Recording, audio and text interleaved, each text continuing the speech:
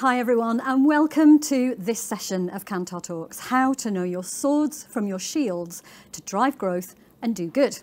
If you watched the session earlier today where Martin unveiled the UK's top 75 most valuable brands, you'll have seen that he referenced 4 themes for British-based brands to consider. They were communicate creatively, innovate meaningfully, be experienced uniquely, and build brand responsibly. And it's this last pillar, building brands responsibly, that we're going to delve in for the next half an hour. We're going to break down what building brands responsibly actually means and discuss some of the ways in which brand owners and brand managers can tackle that task. Joining me to do that, we have the wonderful Lindsay Gorton-Lee, who, along with me, is a consultant in the brand team at Kantar. Hi, Lindsay. Hello. Hi, everyone. And we're also joined by a super special guest. We have joining us Sally Smallman, who's Head Global Planner for Johnnie Walker at Diageo. We're so happy to have you here with us, Sally, so thanks so much for making the time to join us. Hi, Sally. Hi, Adele. Thanks for the intro.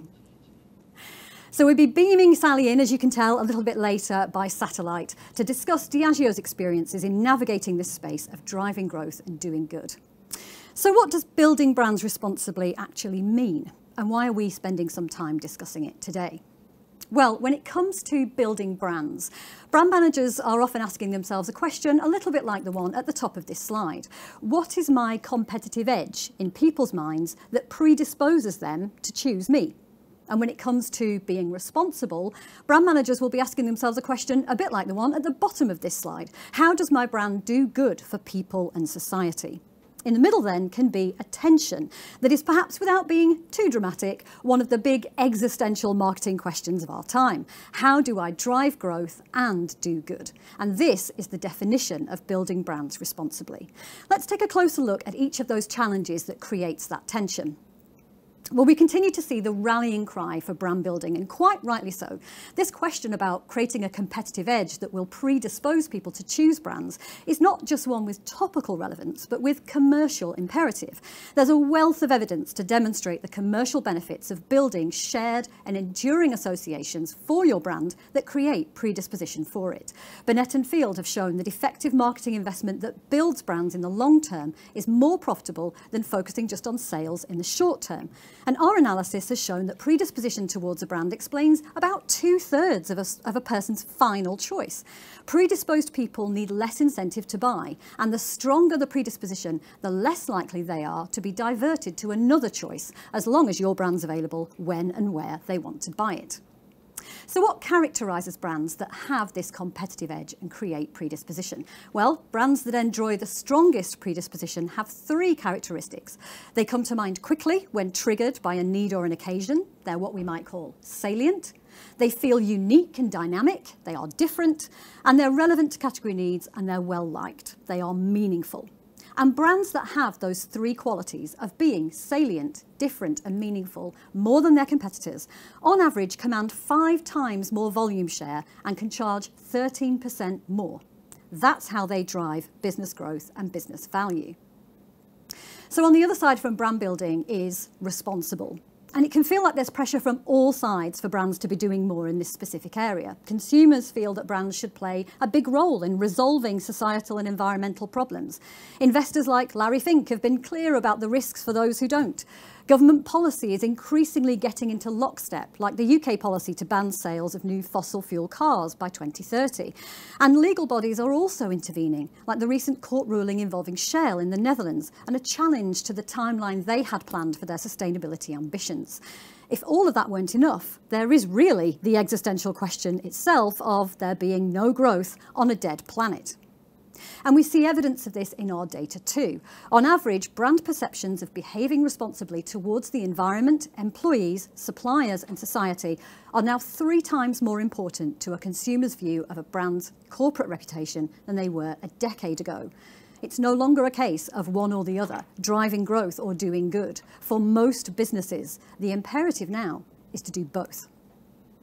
So that's the 2 concepts. The tricky part is how to disentangle them when it comes to creating strategic plans for your brand, and it can certainly be difficult to know where to start. One of the reasons for that might be that the waters get very muddy very quickly when trying to figure out how much overlap there is between the concepts of driving growth and doing good. On the one hand, we have the success stories like Patagonia encouraging people not to buy their jackets, like Tony's Chocolonely and their mission to transform chocolate supply chains and create slave-free chocolate. These poster children for the cause can create some hesitation by comparison because they beg the question, do all businesses now need to be defined by doing good in order to be fit for future growth? At the same time, we have, hiding in plain sight, a contradiction between what people say and what they do. Steve Harrison pointed this out in his campaign article, Adland should stop trying to save the world and start selling. He says, of course, respondents say they're conscious consumers and boycott brands that exploit workers, pollute the environment and avoid taxes. Then they pull out one of their Apple devices and ping another order to Amazon. No wonder it's difficult to know what to do for the best. So what do we know about how much doing good influences growth? Well, one thing we know from analysis of the Brand Z dataset is that on average, around 10% of a brand's equity is explained by consumer perceptions of its corporate reputation. Now, this tells us two important things. One, it is important, but it's not everything. And two, the amount of influence will differ for individual brands and individual categories. There is no one-size-fits-all story here. And as well as differing by category and individual brand, there's another reason why there's no one-size-fits-all answer. Tom Roach touched upon this in his blog post, Brand Purpose, the greatest lie the ad industry ever told. He talked about different types of companies when it comes to brand purpose, and he's talking about purpose from a doing good perspective in his post. He talks about brands that are born purposeful, like your Tony's Chocolonelys. He talks about those at the other end of the spectrum that he calls pseudo-purposeful, where the definition of doing good is creating an ad campaign that says, we're all in this together and considering the job done. And then there are those in the middle, the corporate converts. These companies have genuine intent. They want to do good, but they often have businesses and brand histories that make that task really difficult. So if you're in that middle group, if you're not born good, but you want to do more good, where can you start? Well, we've identified 3 practical unlockers for resolving that tension of how to drive growth and do good. And to discuss these, I'm going to bring in both Sally and Lindsay to the session. We'll start, first of all, with this earlier one, know your swords from your shields when it comes to doing good. What on earth do we mean by that? Well, it's actually a pretty simple but helpful framework for thinking about how to tackle where you might focus and in what ways when it comes to doing good. So let me explain. The concept here is pretty simple. Your shields are things that if you're not doing them, you're not meeting fundamental consumer expectations in this area. These are what you might call your defensive plays. You might think of them as just doing good business in the 21st century. Your swords are ways of doing good that have the potential to play into the tapestry of brand associations you have and help your brand be more meaningful, different and salient, to help it create predisposition and growth.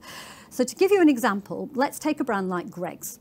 They have a commitment to be a carbon neutral business by 2025, to halve their plastic packaging, increase diversity in their workforce and use 100% renewable energy. These are defensive plays. They are just good business for a brand in Greggs' sector in 2021.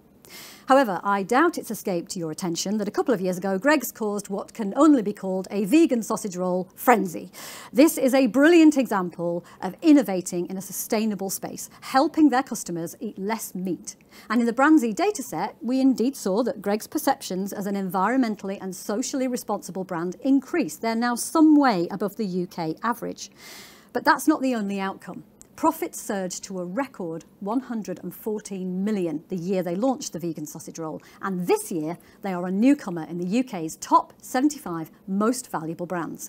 Who knew a sausage roll could also be a sword? Now, Sally, I'd love to bring you in here because Diageo has a really interesting way of structuring their thinking around this with some similar concepts to swords and shields. I wonder if you would tell us a little bit more about that. Of course, and this is a journey that we're on with quite a lot of the brands in the portfolio. As people will know, Diageo brands like Guinness, Johnnie Walker, Smirnoff, Gordon's and so on are all in that corporate convert category that you mentioned before, Adele. And so the challenge for us was, how do you credibly embrace sustainability for brands? And where do you start when, as you say, you've got a big business of what often feels like very complex brands to manage, and you're trying to bring a new platform to that?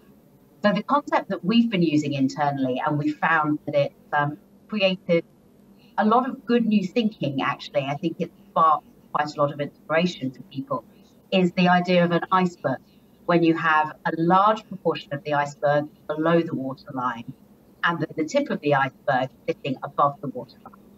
And what that has helped us to do is explain to people internally that as Diageo, as a business, and indeed as a brand, there will be a large number of things that we need to do below the waterline that may never see the light of day, may never actually come to consumers' attention, and frankly, might not be that interesting to consumers either.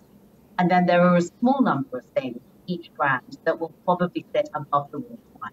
They're the things that will really capture the consumer's imagination, help us build a more sustainable brand for the future, and do it in a effective way. I think one of the things that's been also very interesting is deciding where the waterline is. And so there are quite a lot of things we have done internally, or that we consider to be internal initiatives, or that our supply team have driven for our brand, that actually, because there is so much consumer interest in sustainability at the moment, we have treated them as below the waterline activity. In actual fact, it may be that they could have kept above the waterline at some audience. That's brilliant. So I love that image of the iceberg and being above or below the waterline. It's very simple and it's very evocative for what you're trying to capture there. And that was actually my thought listening to you. How do you know what is above and below the waterline? And it sounds like that's something that you've been learning as you go, really, in terms of how it's working at Diageo. I think what we've seen here is that there are all sorts of different data sets you can use to help you with that. So surveys are quite good. You can ask people what they think, but what's brilliant for this is things like search and social data as well. So you can really see, what are people talking about? What really matters to people? What do they search for? What matters to them when they're not kind of in the boundaries of what research agencies or brand managers want to ask them about, when they're free to discuss these things that matter to them, what comes out there. So yeah, that distinction of whether it's a sword or a shield or above or below the waterline, that's quite important, isn't it, to making sure that we can get these concepts working hard enough for us. Brilliant. So if that's the first concept, swords and shields, or an iceberg and above and below the waterline, and that's about understanding what matters to people and what might be urgent to address, then the second one might be to know a bit more broadly what your brand is all about, why it exists beyond making profit, what we might call the kind of traditional definition of brand purpose. And brand purpose is a bit of a polarising term, because for some people it's a very passionate belief, and for others it's considered total rubbish. But often it comes down really to different individual perceptions or interpretations of what we mean by brand purpose. So maybe I'll just get straight out there with what our definition is here at Kantar, and that's defined by how we ask consumers about it when we're talking to them. So in the Brand Z work that we do, our definition of purpose is a brand that people think improves people's lives with their products, their services, or their ways of doing business. And we like that definition because it's quite freeing, it's quite liberating. It means it's not the same as sustainability. You have the freedom to explore more broadly what your brand's role is in people's lives without having to get fenced in. But it doesn't mean that purpose and sustainability are disconnected. And in fact, one probably should influence the other. And again, Sally, this is something that you've been working through at Diageo. Can you tell us a little bit about how that plays out with your brands? Yeah, absolutely. I mean, all of the brands at Diageo have a very strong purpose that guides what we do and how we build the brand for long-term growth. I think what was interesting with our early attempt at sustainability is we were often maybe not as connected to our fundamental brand purpose, and it then sustainability sits as a bit of an option on the side of the brand, and we quickly realised that that was the right way to go. So for a brand like Johnnie Walker, for example, where its purpose is really all about progress, what better way to connect into sustainability than to find some of the most progressive and cutting edge approaches to brands becoming more sustainable, champion some of those ideas. So immediately we had a good connection between what our brand stands for in the world today and the way that we were approaching some of our sustainability initiatives. If you take a second example from the portfolio, Guinness, very different brand, a brand that's always had such a strong connection to the communities where it's scale play. And there our approach has been much more to do with embracing the community and the ingredients that go into Guinness and moving that into a more sustainable future. So you can see instantly that the approach from Johnnie Walker and the approach from Guinness would be very different, and really sustainability is not a one-size-fits-all that we need to take. Yeah, that's brilliant. I love those two examples and how we can really think about what's the core of the brand, the core values, and how can that help create sort of consistency and coherence in how we might use sustainability to the best way for the brand. And actually, that's the perfect segue into the final piece of the puzzle with unlocking our tension of how to drive growth and do good. So we know what our swords and our shields are, and we know why our brands exist and what they add to people's lives and what our brand's purpose is. The final unlocker is what we might call brand centricity. So Lindsay's going to tell us what we mean by brand centricity and why it's so vital to helping brands drive growth and do good. Lindsay, what can you tell us? Thanks, Adele. So brand centricity or being brand centric is all about knowing your brand. It's about having a deep understanding of what it brings to the world, what sets it apart, how it resonates at an emotive level, and critically, what people already expect from it in that regard. So chances are you're not starting with a blank canvas. And having this knowledge is the gateway to consistent and coherent execution of all strategy, from communication to innovation to what the experience of your brand might be like.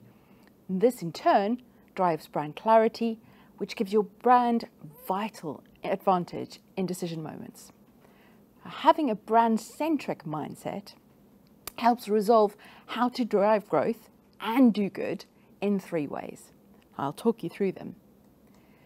Firstly, knowing what is expected of your brand will help you choose not only the right places to do good, but also how your brand might take on these topics. So if we take, for instance, the topic of empowering women, we can see brands addressing this issue in distinctive ways. So as you might expect from Nike, their Dream Crazier campaign takes on this issue in a really bold and provocative way, teaming up with Serena Williams. In contrast, L'Oreal has associated with Helen Mirren, challenging ageist expressions of beauty in a very confident and sophisticated way. And lastly, we have Volvo's initiative, or EVA initiative, which addresses male biases in safety research to make new cars safer for women, whatever brand they drive. So one central topic of relevance across 3 categories brought to life in 3 different ways that are centric to what those 3 brands bring to the world and what we might expect of them. The second way that having a brand-centric mindset helps us to drive growth and do good is helping you spot potential swords or potential tips of the iceberg that are authentic extensions of your brand and will help your brand be more meaningful, different, and salient. So IKEA is a great example. IKEA does loads of stuff around sustainability, but the things that they choose to hero are in alignment with their vision to create a better life for the many people. So they partner with consumers in practical, easygoing, uncomplicated ways that benefit the collective. And then in sharp contrast with that, Lush chooses to hero bold topics that push boundaries, challenge and provoke in a very warrior-like way. Often loud and daring, they cement the expressiveness and individualism that we expect from the brand. So 2 very different brands, 2 very different sets of appropriate swords. And just thinking about some of the Diageo brands that you mentioned, Sally. So, Johnnie Walker has chosen topics that demonstrate progressive thinking and taking charge, leadership, or leading the way. While in shaping the community, Guinness is perhaps taking on more of a caring custodian type of a role. Different brands, different paths or different swords. And lastly, having a brand-centric mindset helps us to resolve how to drive growth and do good, in that once you know your brand's purpose and how it makes people's lives better, brand centricity will help you activate authentically and consistently across a number of cultural moments and touch points. So if we think about another Diageo brand, if we think about Smirnoff and its pride activation over time, we can see that Smirnoff have consistently conveyed the vibrant, spirited, fun and sense of self-expression of pride with a very playful and charismatic tone of voice that's really authentic to the brand and consistent over time. So having clarity around your emotive tonality and what's expected of you helps keep activation consistent across touch points and over time, cementing your brand and building meaningful difference. Brilliant. It's almost the sort of centre of everything, you might say. I like that. So recapping our three things that we've discussed, our three unlockers, we've got know your swords from your shields, know why your brand or your product exists beyond making a profit, and then know how your brand resonates emotionally. So as Lindsay described, you can get this sort of authenticity, coherence and consistency. Now, one of the things that brand managers often struggle with, I think, and that might be in the minds of some of the people watching, is they might be on board with what we've just discussed for the last 20 minutes or so, but they might be thinking, well, it's not just about me. I've got to convince senior stakeholders that investments like the ones we're describing here are really worth it. And that makes me think of a question for you, Sally, because we've said today already that corporate reputation explains about 10% of brand equity. So it is important, but it's not everything, and it's on a list with many other things that will be really important to driving growth for the brand. Can you tell us what you've learned at Diageo about how to unite the organisation, how to get that buy-in to this impetus? Yeah, absolutely. And I think it's a very familiar scenario, actually, because I think there was a lot of personal belief about the importance, for example, of becoming more sustainable, and personal behaviours that support that belief as well, that people would do at home and everybody recycles very diligently, etc., etc. But then there's the commercial imperative.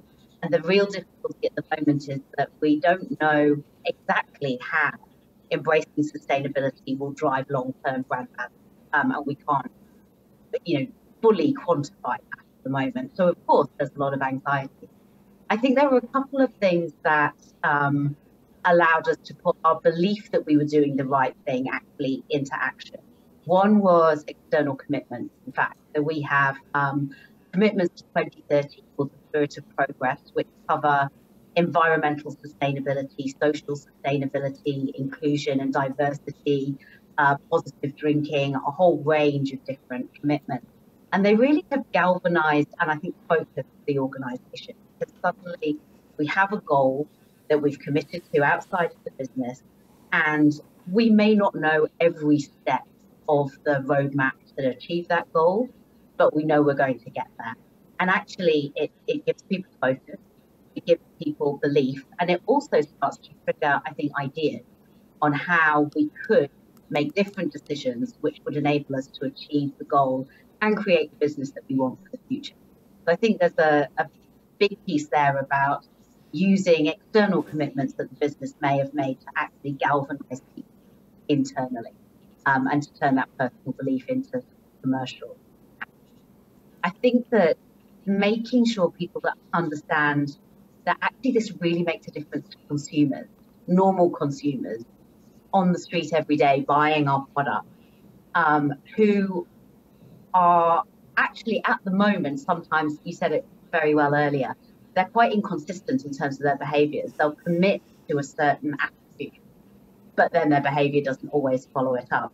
But I think what we're seeing through the data that we've got and some of the Kantar research that we've been doing is a declining number of people who are more cynical about, for example, climate change and environmental impact, and a growing number of people who classify in that sort of active or believer group. And having that data has actually also been incredibly powerful, because you suddenly make it part of real life for our consumers. And that, I think, has also helped a lot of people in the business to really embrace this agenda actively. That's brilliant. And that's really where the circle closes between customer and commercials, right? So we can talk about this as a commercial imperative. What we really mean is what matters to people. And as their needs and their demands are changing, that responding to those or even being ahead of those is going to have the commercial outcome that we're looking for. I love the idea of those 2030 commitments that unite the organisation. I wonder, does that mean then that at Diageo you've got sort of super solid plans and roadmaps for exactly how you're going to achieve all of those commitments? We have plans, and I would say that they are becoming more solid all the time. We didn't make those commitments knowing exactly what the plan is in the background, though. And one of the things that I feel in the business now is that we're actually making different decisions as a result of some of the commitments that we've made, and as people have become better informed about this whole space. It's actually a learning curve for a lot of people. Which is something we've been going on over the last 18 months or so. So I think if I think about things like, should we look at how to lightweight our packaging? Should we look at how a brand like Bailey's addresses some of the issues with the dairy industry and becomes more sustainable? What do we do with our secondary? I know that we're making very different decisions internally, the result of better understanding the whole space of sustainability, and we're starting to see a more sustainable future, and I think also more valuable brand coming out the other side of the journey. Yeah, that's brilliant. I think that's such a positive place actually to bring the discussion to a close, because what I'm hearing you say is there isn't a firm roadmap, but don't let that hold you back. It's about having vision, making a commitment, and then really looking for the opportunities, how and when you can move towards those commitments and the vision that you have. I feel like that's a very kind of freeing way of looking at the issue. So I guess if you've been inspired today to make more progress on how you can drive growth and do good, you might find the next little bit helpful, which is 3 ways that you can get started. So when it comes to your swords and your shields, you can use all sorts of data sources to help you with this. So surveys are quite good, but like I said earlier, search and social data is brilliant really to see what people think, what matters to them, what they talk about in those uncontrolled spaces where they're not being steered by a particular questionnaire or a discussion guide.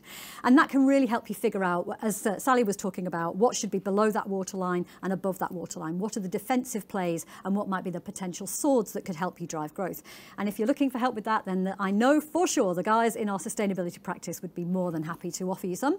When it comes to knowing why you exist beyond profit, a good place to start with this actually is back in your company's history. Why did somebody start that company? Why did somebody launch that brand? What were they trying to do for people in the world when they did it? And that can be a very fruitful place to explore.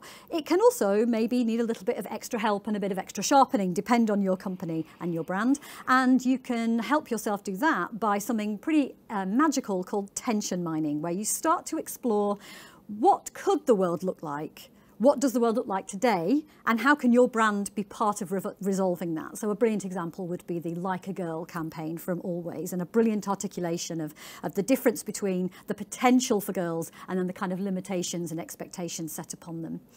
And finally, when it comes to brand centricity, you can start exploring what the emotional motivators are in your category. You can see where your brand plays and what driving growth and doing good authentically would look like. And it's no surprise to say that Lindsay and the brand team at Kantar can certainly help you get started with that if you'd like any more information. All that remains now is a big thank you to Lindsay and a huge thank you to Sally Smallman for making the time for joining us at the session today. And in a few moments, through the magic of technology, we'll see you live in the studio where we'll be answering some of your questions. Thank you.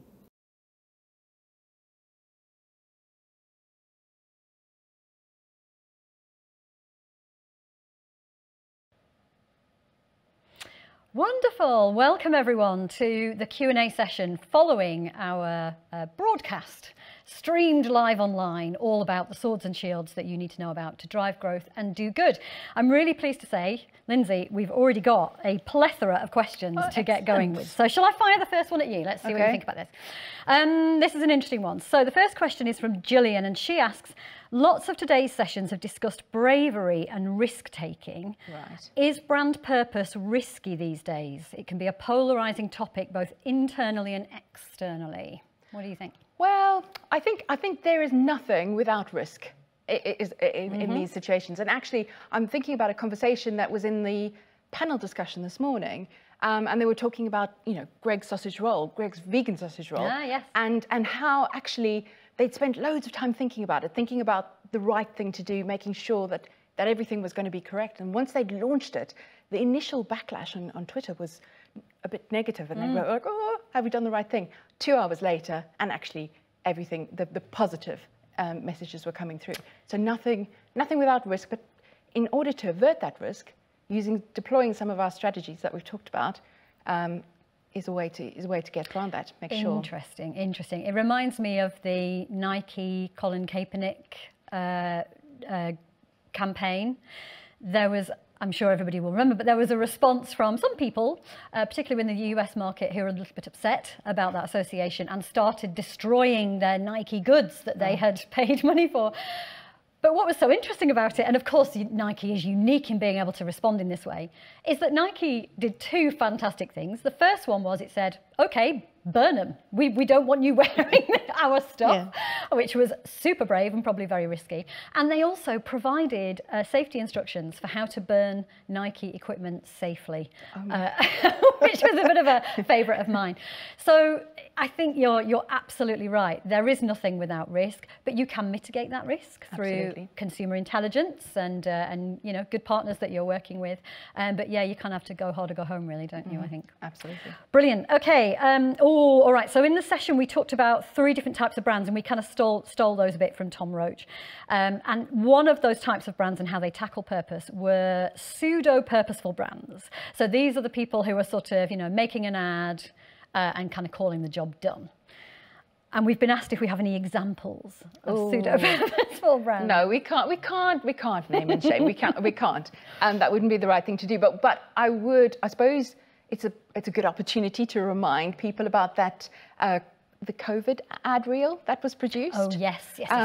About many brands advertising in very similar ways. We're all in this together. Indeed, yes. indeed. Yeah. So there was that, and then also, I suppose just to be aware of being authentic, and making genuine claims, because the CMA is now, I don't know if you've read about it, but is cutting down on backlash on greenwashing. Yeah. So greenwashing is a big no-no. Yeah, so from 2022, specifically calling out organisations that are showing inauthenticity, so making claims that they can't back up in reality. So maybe that, however big that pseudo-purposeful brand group is, may well find itself diminishing during next year when that comes in.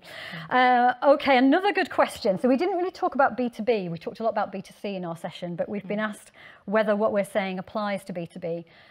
This is a really interesting one. I think it's probably fair to say there's increasing evidence that B2B actually works a lot like B2C when it comes to what drives growth. So fantastic work again from the Ehrenberg Bass Institute showing that the double jeopardy law and that mental availability actually is really critical in B2B as well as B2C. So that gives us some clues that this might have some relevance. There was a brilliant piece on Walk, though, as well, that talked about this kind of new generation of executives who are running businesses or in senior positions in businesses, have different expectations that they place on their own businesses, but also the businesses they're willing to buy from. And that would also suggest there is this sort of generational sea change that will make this stuff increasingly important. They're looking for integrity, authenticity, a clear sense of purpose. But really, at the end of the day, people who buy stuff are people, and they have brains that need shortcuts to help them. And what makes those choices easier and make them feel like they've made the right choice apply really just as much whatever kind of service or product you're buying. So I think we can stay anchored within that as well, that probably what we're saying is also very relevant to B2B. Although I would suggest that maybe not cutting through as much. I think there's a stat I read the other day, something like 24% of B2B companies say they're kind of really activating their purpose. They see it a bit more like a PR exercise. So maybe they might want to get on this particular train. We've got a couple more here. Okay, this is a good one. So we talked about 3 unlockers: swords and shields, knowing why your product exists, and brand centricity. Which of those 3 would we say are most important? It's a tricky one. I think I would lean towards brand centricity. What a surprise! because that for it feels like that is the central question that once you've answered helps you answer the others. Exactly. So I would say that that's probably step one. Know who you are, what you bring to the world, what sets you apart, what people expect of you, and then use that information to figure out what your most appropriate swords are and how to bring that to the world. Yeah, and that is so important because authenticity comes with consistency, right? Mm-hmm. And coherence is really critical to a brand having strong clarity, positive clarity in people's minds. And it's that's a big part and parcel of a brand strength at the end of the day. So I know you're biased, Lindsay, but I'm going to agree with you that brand centricity is probably the most important because it kind of opens up everything else. Here's another good one. Okay, so Brewdog earlier today talked about their carbon neutral initiatives.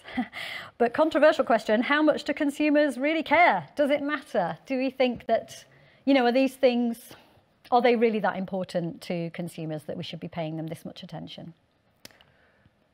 I think that they aren't always that important to consumers. And we know that from the work that's been done. What people say versus what they do is often not the same. But I suppose there are two questions here. One of belief, of corporate belief, what you believe in. Do you believe that it's important to reduce carbon emissions? And if you are in an industry which creates them, should you, that's your first question. And I suppose then, are they a sword or are they a shield? Yeah. Do you want to talk about it, or is it something that's going to become an expectation from consumers? Yeah, I think what's interesting is there's a question about being reactive. So is this something people care about and therefore should I be responding to it? But there's another interesting question about what you could be proactive about, what you can make important, what you can bring onto the agenda that people maybe weren't aware of before. I think maybe Patagonia is an example of that, or there's probably plenty of, particularly the brands born good. I mean, look at who talked really about slavery in chocolate supply chains until Tony's Chocolonely came along. So you're right, there is this sense of what matters and how do we respond, but then there's also maybe a responsibility to bring what matters more to the forefront. Okay, so we talked a lot in the session about how to sort of shape your roadmap or your strategy in this space, but this question is asking us, how do you know if what you're doing is effective? So you might have you might have a plan, you might be trying to be more responsible, you might be also trying to drive growth at the same time. How do you know if what you're doing is creating those outcomes that you're looking for? I think this is really all about short-term indicators of long-term outcomes. So when that comes to being responsible, you really want to understand in the short term if, say, you're amplifying your activities through communications, is that cutting through? Are the right impressions registering? Are people aware of the specific things that you're doing? But that's really to tell you you're on track with your long-term outcomes, like maybe an association with a particular sustainable development goal that you're trying to grow, or the overall impression that your brand is improving people's lives. And when it comes to driving growth, it's the same principle. So what's happening to your brand saliency and your brand associations in the short term, and that letting you know if you're on track for what you're hoping is going to happen to your brand equity, your kind of measure of overall preference or brand strength in the long term. And probably the key thing is to keep the competitors in mind. So all of this is really about your relative preference to the other alternatives that are on offer. So you've got to make sure that competitive context is part of your understanding of whether you're achieving what you want to achieve. And just thinking, again, back to brand centricity, there are ways we have that we can measure fit with brands, so fit with expectations. Yeah. So taking your innovations or the way you're communicating and seeing whether that is going to align and cement your brand purpose. Perfect. Well, and that's pretty much it for the questions that we've got on the iPad today, Lindsay. So I think we can wrap that up for now. I think we've covered off swords and shields, how to drive growth and do good. I hope we've given you some helpful information that you can get started with. Enjoy the rest of today's event. Yeah, enjoy. Thank you.